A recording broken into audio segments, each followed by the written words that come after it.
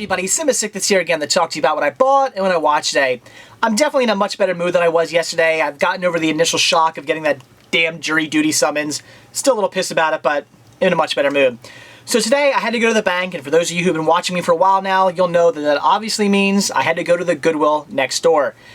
I had just been there already this week. Earlier this week I was there. I got some VHS tapes, as I told you guys, and figured, what the hell, I'm right next door. I'll stop in again, see if they got anything new in. As far as VHS goes, nothing new. Same stuff they had last time I was there. But they did actually get a couple of DVDs in. There was a bunch I was actually looking at. Unfortunately, though, some of them were scratched. And believe it or not, usually when I get DVDs from Goodwill, they're very rarely scratched. It's very odd. I go to places like, pawn shops and flea markets and yard sales and all that stuff, and I get used DVDs there, and they're usually always scratched. I go to Goodwill, they're usually in really good shape. I don't know what it is about Goodwill, but for some reason, I always find DVDs in great shape there. However, I think I came across like 6 DVDs I wanted to get. 4 of them were pretty badly scratched, but 2 of them were good, so definitely picked those up. Also, on my doorstep when I came home, I had 2 more DVDs waiting for me from Best Buy, so here they are. The first title I picked up from Goodwill for only $1.97 was Ziegfeld Follies. Odd thing about this, just earlier this week when I was at Goodwill and bought those VHS tapes, one of the VHS tapes was Ziegfeld Follies. So, really just getting this to replace the VHS that I just bought a couple days ago. Luckily, I only paid 25 cents for that VHS, so not a big deal. Really look forward to watching this though. I've heard great things about this over the years. Apparently it's a great movie, so I definitely look forward to checking this one out. And the second title I picked up from Goodwill was Copacabana, starring the great Carmen Miranda and Groucho Marx. Another movie I've heard great things about. Over the years, I've just seen clips of this movie all over the place. I've always wanted to see it. It looks very funny. I love Groucho Marx movies. Really looking forward to checking this one out. Like I said, I've wanted to see this for many years.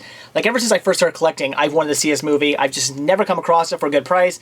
Got this, again, for $1.97. Awesome deal. Definitely looking forward to checking this one out.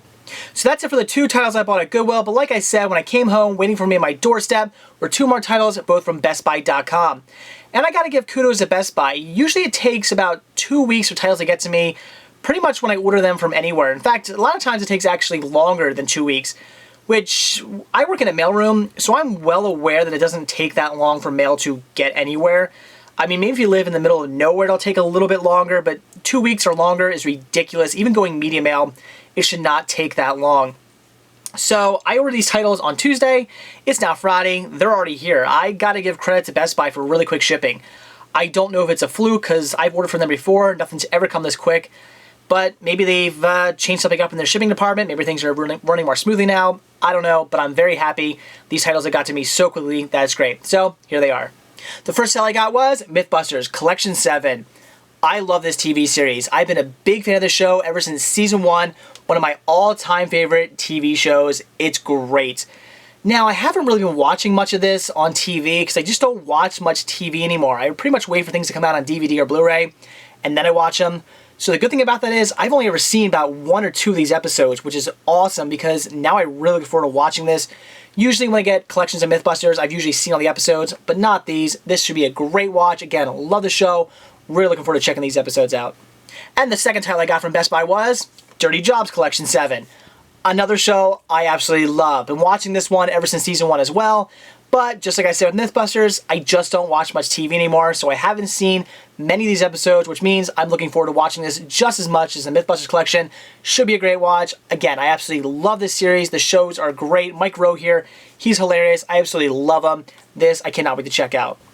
So that's what I bought today. So now it's what I watched. And today I checked out Date Night, the extended cut.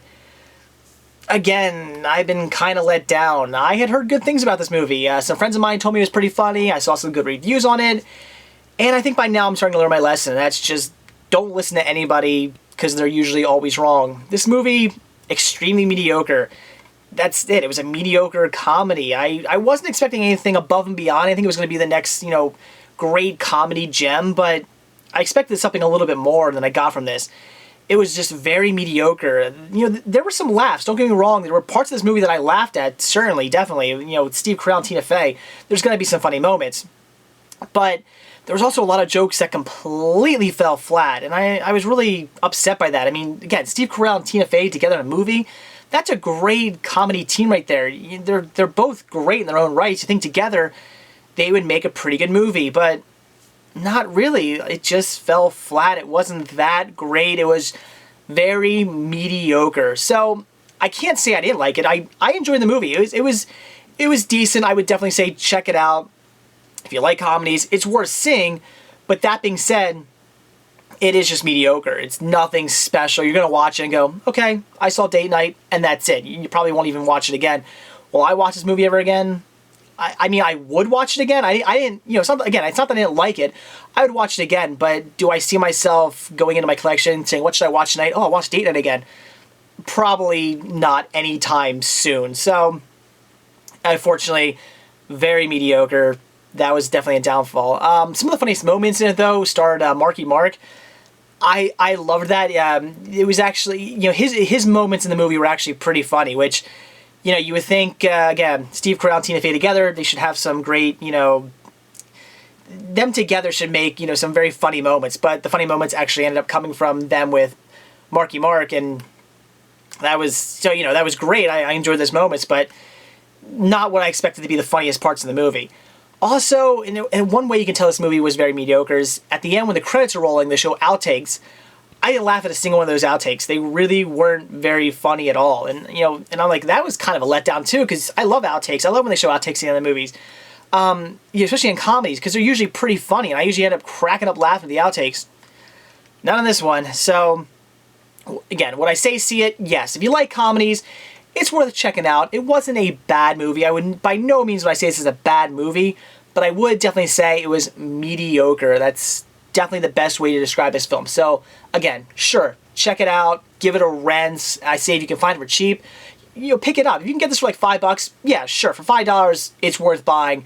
I wouldn't pay anything over $5 for it. So I'd say if you're really, if you're a big time collector like I am, and you want to own, you're all into owning movies, for $5, pick it up. If you're just your average collector, you don't need to get everything, give it a rent, judge for yourself. Maybe if you want to get it then, fine. But I would definitely say at least give it a rent. It was a decent watch, but unfortunately, again, very mediocre. Even the story was just kind of It was all right, but it's actually like I've seen the story before. That's another thing. The story wasn't all that original. It's mistaken identity, and there's gangsters and there's corrupt cops and yada yada yada. It's like, okay, I've seen this.